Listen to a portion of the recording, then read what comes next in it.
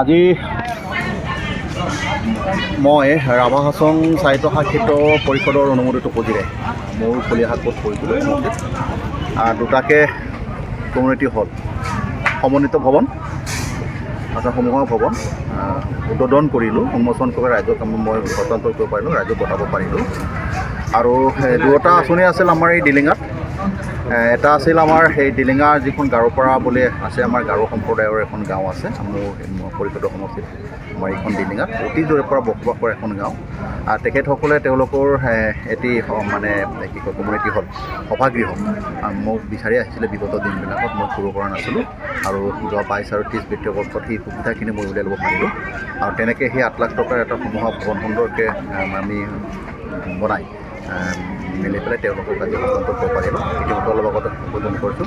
আৰু মোৰ পিছফালে যিটো আমাৰ সভাগৃহ আছে সেইটো কাৰ্যালয় গৃহ হ'ব। আমাৰ নৱজাগৰণ মঞ্চ বুলি আমাৰ ডিলিঙাত এখন সামাজিক সংগঠন এটা আছে।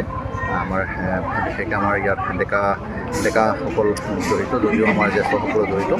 আৰু ডিলিঙাবাসীৰ ৰাইজৰ কাৰণে আমাৰ নৱজাগৰণ মঞ্চ বিগত দিনত কাম কাজ কৰি আহিছে আৰু তেখেতসকলৰ সৈতে মোৰ সদায় বিভিন্ন সামাজিক কাম কাজবিলাকত জড়িত হোৱা যায়।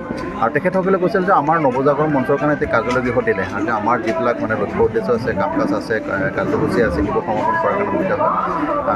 কাৰ্যালয়টোৰ অভাৱৰ কাৰণে কেতিয়াবা বহুত আহুকালৰ সন্মুখীন হওঁ। আমি বিভিন্ন ধৰণৰ কাৰ্যসূচী লৈ থাকোঁ বিপদৰ সমাজৰ হিতৰ কাৰণে। আৰু তেনেকৈয়ে তেখেতসকলকো মই যোৱা বিত্তীয় বৰ্ষত অৰ্থাৎ 22 আৰু 30 বিত্তীয় বৰ্ষত 8 লাখ টকাৰ এটা অনুদান আনিবৰ কাৰণে সক্ষম হৈছিলোঁ। দলৰ কাৰ্যালয়টো নিৰ্মাণ কৰাৰ কাৰণে আমাৰ পৰিষদত এটা সিদ্ধান্ত ল'ব পাৰিছিলোঁ। আৰু এই দুটা কাৰ্যসূচী, দুটা আঁচনি ইতিমধ্যে ধুনীয়াকৈ বনাই মেলি পেলাই তেখেতসকলক আজি হস্তান্তৰ কৰিব পাৰিলোঁ। প্ৰথমটো হ'ল আমাৰ এই অলপ আগতে কোৱা ডিলিঙা গাৰোপাৰাৰ তেওঁলোকৰ সভাগৃহ আৰু আমাৰ নৱজাগৰণ মঞ্চৰ আমাৰ এই ডিলিঙাৰ কাৰ্যালয় গৃহ এই মেধিপাৰাত। মই আশা কৰিম যে দুটা আঁচনিয়ে দুটা সভাগৃহই হওক বা আমাৰ ৰাজহুৱা কাৰ্যালয়ে হওক আমাৰ নিৰ্দিষ্ট সংশ্লিষ্ট সমাজখনৰ হিতৰ কাৰণে মংগলৰ কাৰণে নিশ্চয়কৈ কামত আহিব পাৰিব। আৰু আশা কৰিম যে নতুন প্ৰজন্মৰ কাৰণে নিশ্চয়কৈ ইয়াত বিভিন্ন ধৰণৰ কাৰ্যসূচী তেওঁলোকে গ্ৰহণ কৰিব। সময়ে তেওঁলোকে সভা সমিতি অনুষ্ঠিত কৰিব, বিভিন্ন আলোচনা চক্ৰ অনুষ্ঠিত কৰিব। কিছুজনক ইয়ালৈ মাতি আনি পেলাই আমাৰ সমাজৰ জ্যেষ্ঠজনক ইয়াত আনি পেলাই নতুন আধুনিক সময়ৰ যিবিলাক আমাৰ খবৰ আছে সেই খবৰবিলাক অৰ্পণ কৰিব। আৰু নতুন পৰ্যায়ত যেনেকৈ ধৰণে আগবাঢ়িবলৈ তেখেতসকলে আগবাঢ়ি যোৱাৰ কাৰণে পথ পৰিক্ৰমা বিচাৰি উলিয়াব পাৰিব। ঠিক তেনেকৈ ধৰণৰ ব্যৱহাৰ হওক। আৰু ৰাভা হাছং স্বায়ত্ত শাসিত পৰিষদ কলিয়াহাট পৰিষদৰ সমষ্টি কোনো ক্ষেত্ৰতে যাতে পিছ পৰি নাযায়।